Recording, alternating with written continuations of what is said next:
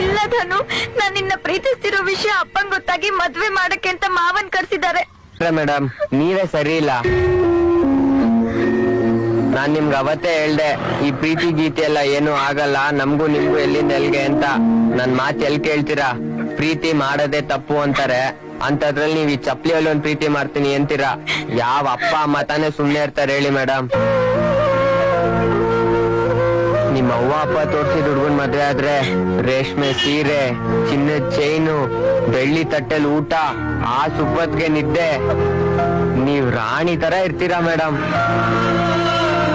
ಅದೇ ನನ್ ಜೊತೆ ಇದ್ರೆ ಕಾಟನ್ ಸೀರೆ, ಖಾರದ ಪುಡಿ, ಅನ್ನ, ಚಾಪೆ ನಿದ್ದೆ, ನಟರಾಜ ಸರ್ವಿಸು, ಕೊನೆವರೆಗೂ ಜೀವನ ಹಿಂಗೆ ಆಗೋಗುತ್ತೆ ಮೇಡಮ್. ಇದೆಲ್ಲ ನಿಮ್ಮಂತವ್ರಿಗಲ್ಲ.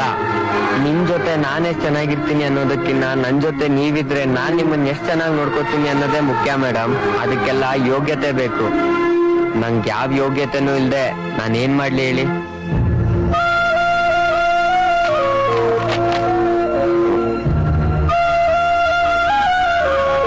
ಹಾಗಲ್ಲ ಧನು, ಪ್ಲೀಸ್ ಕಣೋ, ನನ್ನ ಅರ್ಥ ಮಾಡ್ಕೊಳ್ಳು.